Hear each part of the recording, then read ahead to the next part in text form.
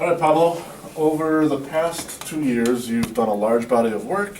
You've tried multiple media, and wherever you'd like to start to begin the interview, talking about your journey, you may begin.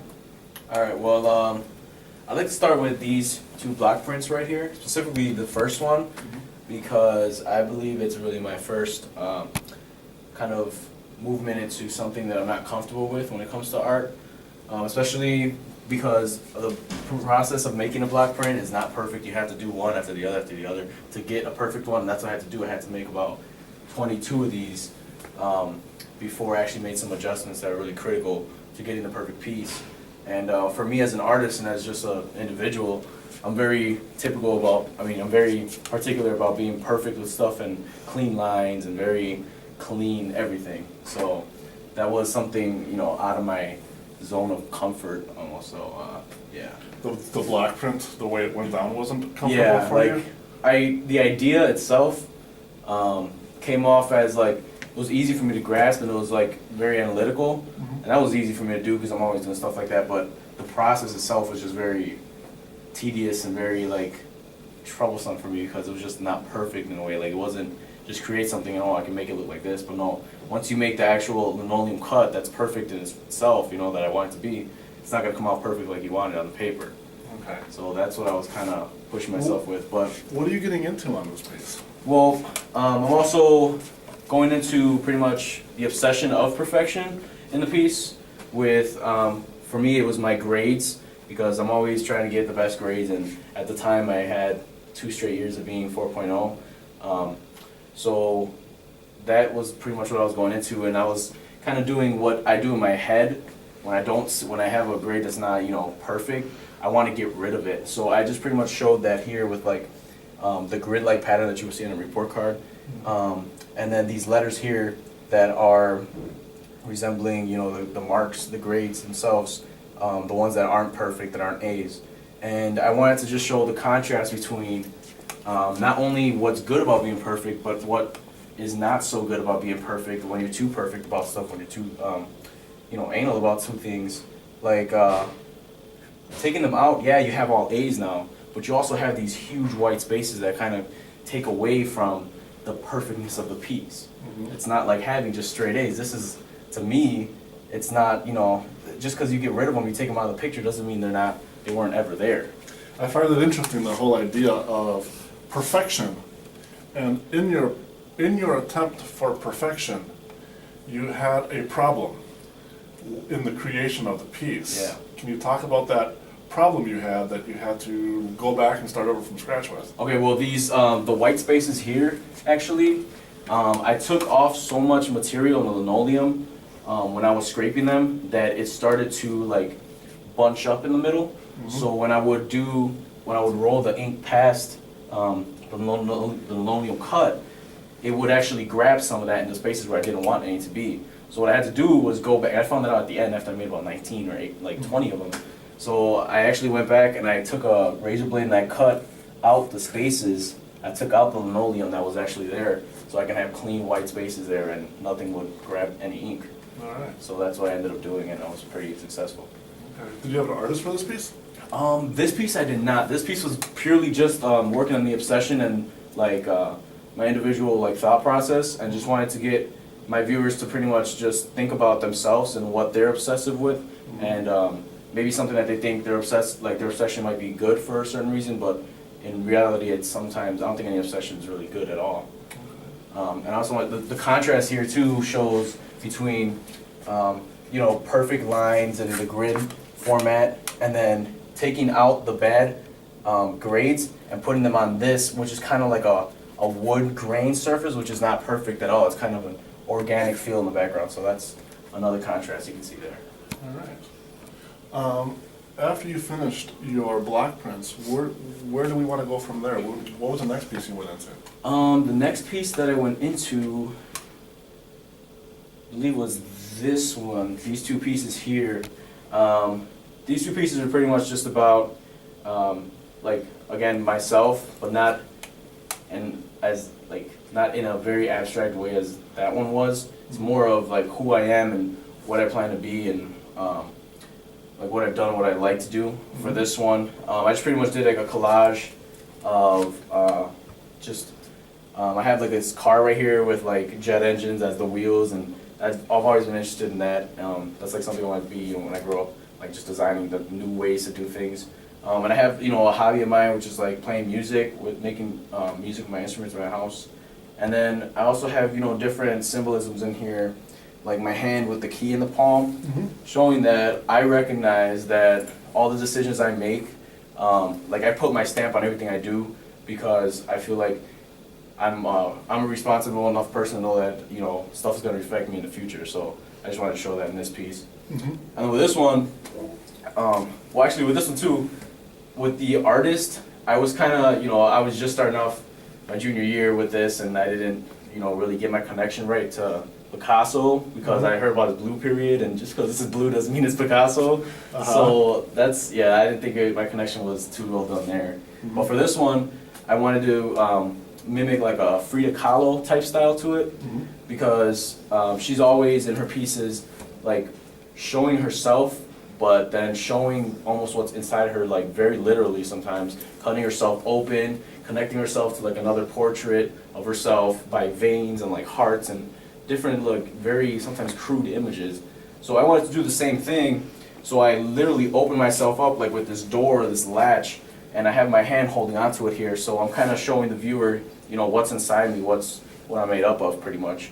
And for that, I connected myself to the city by these like pieces of yarn that would be like the veins.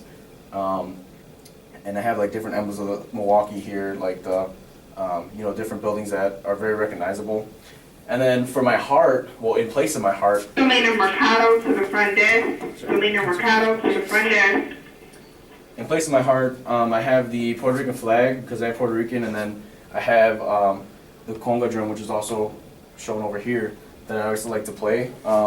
That's like a part of my culture, and it's part of the music, and it's like that's where I'm from. That's like my blood, and then that's why I connected that to where I am right now, and where I've grown up. So Did you find a strong connection to Frida? yeah, I think I saw a lot more connection to Frida as I finished the piece, because I didn't plan to do the veins as I did. I just planned to draw the city there, and I didn't think at the end, once I finished everything, I was like, I kind of want something more, show the connection between what I am and where I am. So that's why I just added the yarn, and I got a lot of feedback from people, and they really liked it too. So I'm very pleased with that. Excellent. All right. Was there anything in this piece that was like a learning point, a jumping off point for another piece to be made? All right. Did this help spur any other ideas? I think this was pretty much the first piece where I really started to see, like, because there's not only one way you can connect your art to a different artist. Like, this is where I really started to see where I can get my inspiration from and how to get inspired from different artists' pieces. So I think from that point on is where I started mixing up different artists and like getting different artists and like getting creative in the way that I blended them into my pieces. So for example, like with this piece, I got my inspiration from this piece came from an artist called Delfina. She's a Cuban artist that I saw at a gallery, and the composition of this piece is pretty much her and what she did in her piece called Beautiful Face. And she just took a woman's face and put it directly in the center of the piece. And she didn't show neck, she didn't show anything else of the body, she just showed the face itself. And it was kind of like covered by these different patterns on the sides and like these very floral looking patterns and styles. And I kind of wanted to get that, so with the composition I wanted the focus to be on the face, and since it was my self-portrait I wanted it to be focused on me, on my eyes. That's why I kind of had the eyes like looking up instead of looking directly at you, instead of you don't know where the pupil is, you don't know what I'm looking at. I wanted it to be like a mystery. I wanted to draw in just like the piece did to me when I saw it in the gallery. And then I also started to combine Escher into this piece with the tessellations here that you see, the flowers. And the flowers also, overlapped again with Belfina with floral patterns. So I did that here. And then Did you find difficulties in creating your tessellations? the one difficulty I had with the tessellations was that I really didn't know how to make one at first. So I kind of had to research that. And then upon making one just as a test, actually came out to the shape. I didn't plan to do flowers before. I just wanted, a nice tessellation in the background. And I just drew it up, and it was actually made a nice looking floral pattern that really, I think it fit my piece because of the tones of my face, the deep red and the oranges, and you got the same kind of colors here. I think it contrasted pretty well.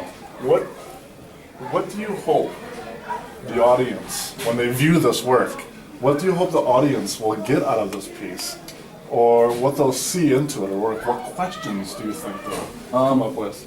Well, for that question, I'll start with, because my interpretation of this piece isn't really set in stone yet. Like with my art, I really just try to, make it and make it meaningful to me. But it might not be something I'm aware of that's meaningful to me. Like, why is it meaningful? So for this piece, I didn't put my hair up in gel. I didn't try to look all, handsome or whatever. I just pretty much messed my hair up and just look how I look on a daily basis at my house when I'm comfortable. And I just put myself up there. Like a lot of people told me that I look younger because I don't have my glasses on or whatever. I just wanted purely me and purely the face that God gave me and who I am. And then for this piece, I just wanted my audience to see that beauty isn't always just having the small little details in the right places or having perfect everything when it comes to your looks or what you want to be what you want other people to see you as. A lot of people told me this is a beautiful piece, and I agree because it's not just the flowers aren't that beautiful. It's just the orientation itself. I think just makes it gives it that feel. All right. The composition really Yeah. complements what's going on in that piece. Yeah. All right. And also for this one, like I was saying, when I learned how to get my artists into my pieces here. This one actually had 3 artists. I had Belfina, I had Escher, and I had Diego Rivera because of his use of colors. His colors were really like this. You see, they're very deep and very sometimes a deep contrast with deep colors and very bright, the Hispanic cultural colors. So I also use a lot of those colors in my pieces too because I am Hispanic and I feel like I should show that to others in my pieces. So. It's a nice personal connection to make. Yeah. All right. And it's very subtle too. It's not just out there. It's not not like this one, putting a flag. It's it's there, but it's not there. Yeah, so you get to question it, don't you? Yes. Now, with these pieces, you experimented with different techniques, and these led you on to some other works. Where did you go from here? For this one, I went on to, with the techniques I used in this one, I also used in this piece over here, my Pathways to Efficiency piece, with the shading of the flowers. You can see the difference in flowers between the last one and this one, how these are more realistic looking, how they're not as perfect, not just one shape. They're all different shapes, they all have their different characteristics. What I really learned about this piece over here was the overlaying of colors and the mixing of the paints, especially because I struggled a lot with that, with mixing shading paint with pencil or with pen even. I can do amazing jobs of shading and gradation, but with paint I wasn't so good. So I learned how to add water to some of my paints and go over it, and it can give it a nice tone, a nice you can give it a highlight if you add water to white, or you can do a black wash and give it a shadow. No, this is acrylic, right? Yes. All They're all acrylic. Do you prefer one medium Um, when it comes to paint? actually, yes. I don't like oil paint too much. I believe acrylic. Yes, it's not as you don't get the deeper, more profound tones that you would get with oil, or the flat kind of colors. But you get that you can do a lot more with acrylic that makes it more almost jaw-dropping when you see something like this. A lot of people can't shade like this with acrylic. A lot of people don't because they say, oh, oil paint's better at shading, it's better at blending by itself. well, I kind of like to take that extra step and make it look like as if it was kind of oil in my piece, because I want to show how much time and effort I put into making it the way it is. With the acrylic. Yeah, To sit there and say, I took this medium. yeah. So it like shows your struggle pretty much. Yes. Do you think anything in this piece, there's better parts than other parts? You think Yeah, you're more definitely. successful or whatever, you know? Well, okay. So for one, I started with the flowers themselves. I'm gonna take it in two parts. I'll do the bottom as one part and then the flowers a different part. I started with the flowers. I started with this one here. You can see that, you know, from far away, my shading and stuff, it looks, you know, it looks really, it's graded pretty nice. But this one took me a long time. I actually had to come back after I was done with everything else and actually fade it a little more because it was just a little too choppy, and I was experimenting with different size brushes and different type, like round brushes or flat brushes, and every one of them was giving me a different look. So that one was a really big learning point for me in this entire thing, in this entire piece. And then from here, I went on to these two up here, and you can kind of see that, I mean, the viewer can easily make the distinction between these flowers here and these two up here. How the back one is kind of really dark and very like almost like an impressionist type style to the brushstroke. How it's very blotchy and very it's not very clean and, you know, just laid on there very flat. And the reason I did that, I at this, when I was doing this, I kind of wanted, I was like, oh, it would be cool to have two different types of flowers in here. But as I went on, this was really hard to do. I went, like, if you actually feel it, it's a very thick layer of paint. That's because I went over it a lot and I wasn't really happy with it. So you were trying to focus on making your work have almost no brushstroke, weren't you? Yeah, I was, as you can see here, like, the brushstrokes, you can't really see them. It's so smooth and the gradations are nice and, you know, they connect very nicely. It's not just boom, boom. It's, and like they pop with these colors. So I like how that flower, like now that I look at it, I like how the flowers contrast the other ones, but I just wish, you know, for my touch that it would have been more symmetrical, maybe having the flowers like in the background be like that with the darker tones and then these being brighter. But pretty much I learned how to go from this to something like this with the process. I would lay down one color and then come back over while still a little bit wet and then mix in the colors. It wasn't just mixing colors on a palette or anything. It was actually mixing on the paint, on the canvas itself. What brought you from this idea down to this architectural form down below? So for this, I used Escher as my inspiration because in his different creations that he does with like buildings and with very like, they're possible on paper, but as if you try to make these images, make these structures, they're not possible because it's just an illusion pretty much. So I wanted that idea to come with this painting, and I mean, yeah, somebody could sculpt this. It's very like, you know, you can connect it to different vanishing points because that's what I used to make it. But I just added the subtle bit of illusion when I did these parts right here, because you don't know, like, is this three-dimensional? Is it not? Like, what is that part? Why is it cutting out of the black in the background? Is it in front of the black in the background? I mean, I just wanted to mess with my viewer's eye right there. So for this whole piece, really, the idea was the flowers would represent the like efficiency, the movement to be green in the world, and like to give back to nature because it's given us so much. And then for this, it would be kind of our what our race has become as a human race, and like the stuff that we've engineered and the stuff that we've, you know, built, not just using nature like we used to, but all these different mechanical like machines that would design things very precisely. And doing that, we kind of kill our natural world because of the, you know, the emissions and all that of our different vehicles and factories and whatever. So it's like this represents the human attempt to make a connection with nature, like a long-lasting connection that won't just be degrading nature all the time like we are now. So that's why I named this piece Pathway to Efficiency, because it's which path do we take? Like there's different paths here, like which one is the right one to take, which one is the one that would actually give us a connection. And very literally too, I didn't want these flowers to be like part of this piece. I wanted them to kind of float around it because we're not actually there yet. We're getting closer, as you know, we have green cars and we're getting closer there, but we're not actually, I don't believe that we're actually ever going to get there. So that's what this piece is really going. Do you think that this piece could spur ideas for like a continuing series? Would you want to continue this idea? Yeah, I think so, because I'm like, my ideas, I'm very intrigued by the whole green movement and, you know, trying to change what we have and how we've been doing it for so long into something that can be productive for the earth and, you know, less injuring to the earth.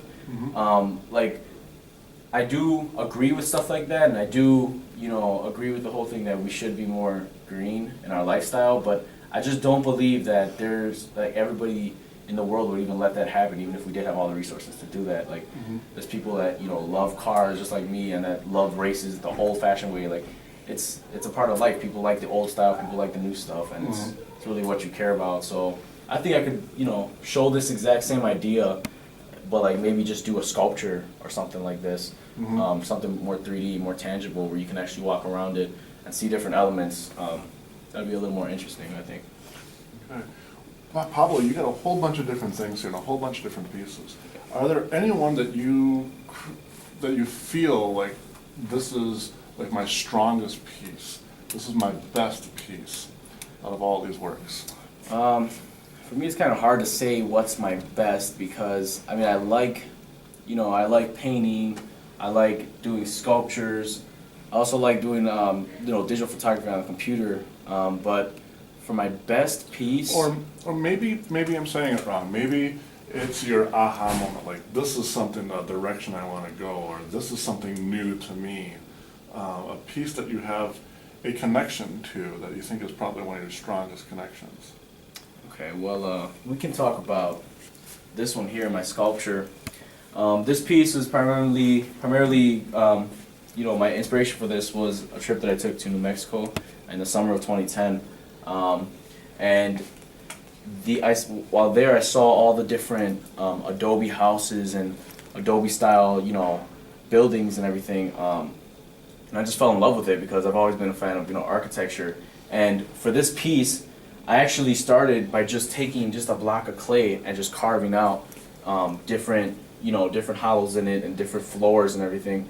And that's something I didn't really think I would be able to do, because I think it would be, you know, it wouldn't support itself or whatever. It's just like, I feel like this piece shows a lot of my technical ability that I can do a lot with. Like, I'm very into creating like architecture type buildings and just a lot of stuff with my my imagination. So I think I'm very happy with this piece, how I brought it to life really. And How did you have to like modify this piece? I mean, you did a lot of changing and reviewing. What were all the struggles I came across when making this one? With this one, well, I had some struggles I thought I would have problems with some ideas before I started, which was I'll turn it around, which was creating this this division between the two floors and having it actually hold up without there being any columns or anything in the middle.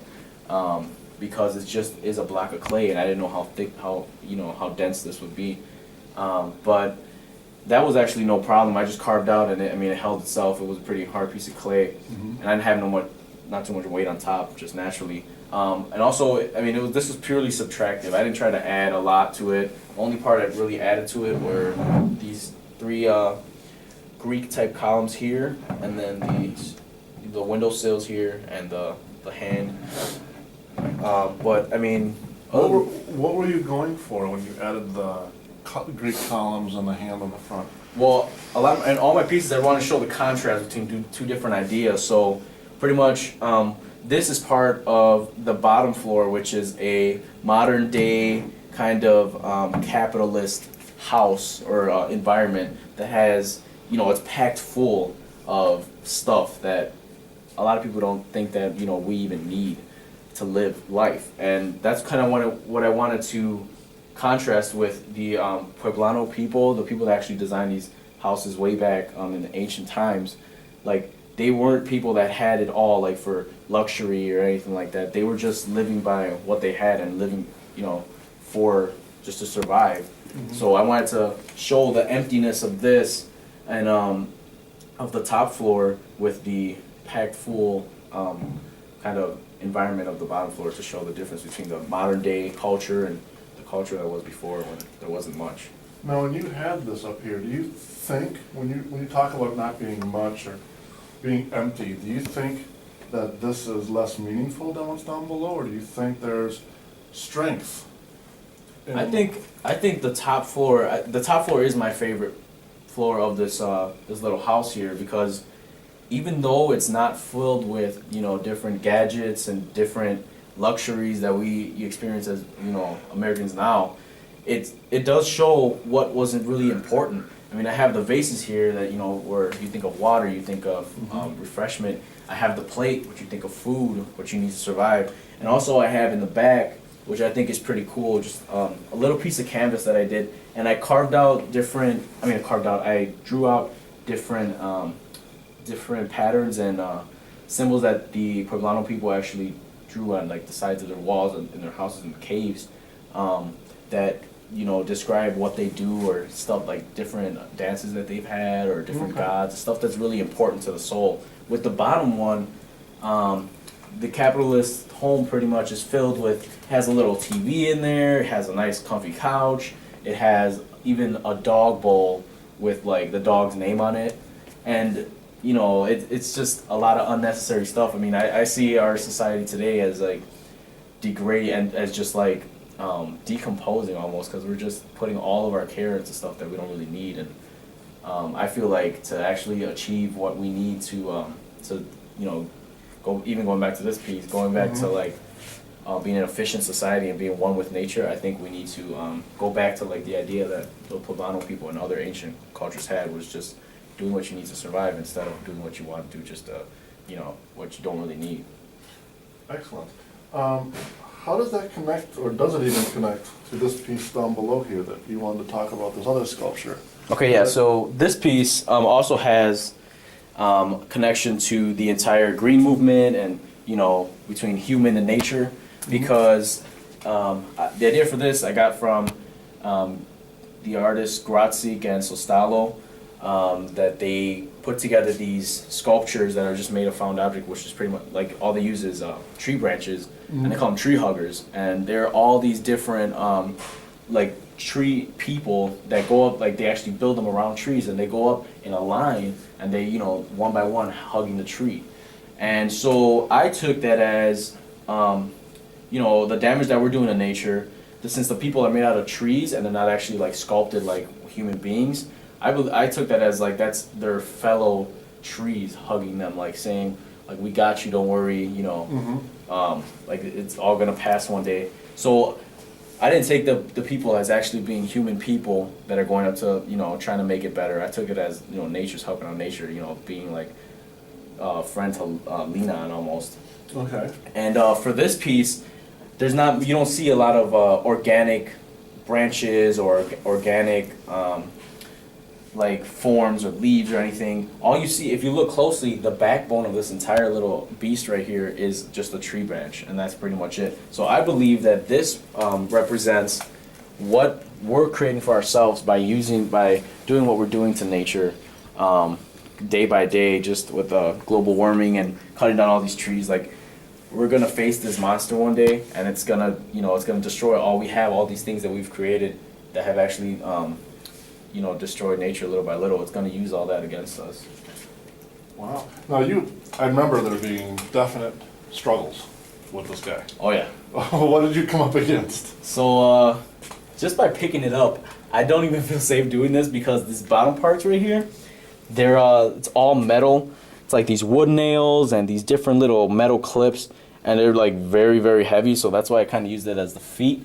And this entire thing is pretty much just held together with, you know, glue and then these different fasteners.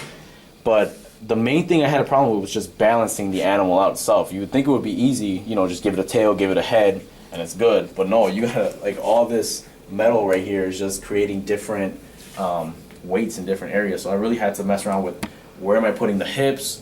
I actually looked at different models and diagrams of old dinosaur bodies, because that's what I was going for, and I saw that the hips were like 3/4 of the way to the tail. That's where they were connected and they came out. So that's kind of what I modeled here to give it that strength, and actually ended up working, which I was pretty surprised with. Talking about what comes up working, many of us I know you've experienced it too, that as you're working, you end up at first thinking something is, you just messed up your work. It's just, you just screwed it up. But then as you're working, you're like, it becomes a benefit. Yeah. It becomes a happy accident. Yeah. Did you ever encounter that when making these pieces? Actually, yes. Well, with this piece right here, I didn't have so much of that, you know, I messed up and, oh, it actually came out looking pretty good type of feel to it, or like, this piece I put it up to show that I do make mistakes, and it's like not all I didn't want all my art to be just what I did well and, you know, what I feel happy of. I wanted to show that, you know, I have different styles and sometimes they don't come out as I wanted them to. So for this piece, it really goes off of these 3 photos I have on this side that are images of what I see every day at my house and what I pass, like the small minute details and the different fibers, the different, you know, different shadows I don't really pay attention to. They're just like, I take everything in my house as objects and I don't really look at their details themselves. So this is just a collage of that, just blown up pretty big. I don't feel this came off as well as I would have liked it to. I think my execution of the different textures and the different shadows and the depths should have been a little better, but I mean, that's what it is, and that's why I put it up, because I want to show that, you know, now my stuff, I'm not just proud of, you know, the good things that I did, I'm also proud of my mistakes because I learned from them. Well, Pablo, you've shown us a ton of different items and a whole bunch of different work. Before we end the interview, one question that I keep asking of everybody is, if the building was on fire, all of these were ablaze right now, Oh, great. and you only could save one of them, which one would it be and why? I would have to say, I would have to save, it's a hard one. Probably the Adobe house. I would probably save the Adobe house because, I mean, I was really proud of this piece. It was actually really fun to make too. Like, I got into, you know, making little miniature sculptures, and I thought they were just breaking my hands, but I actually, like, I'm that type of person to make stuff that's very tiny and, you know, be careful with and show the details. So I'm really happy with that. So I think I would take that. A lot of my family, you know, is very proud of that and they want it in their houses. So, All right. yeah. All right, Pablo, is there anything left that you would like to say before we conclude the interview? Not really. You're all good? Yeah. Excellent. Fantastic. Thank you. Thank you.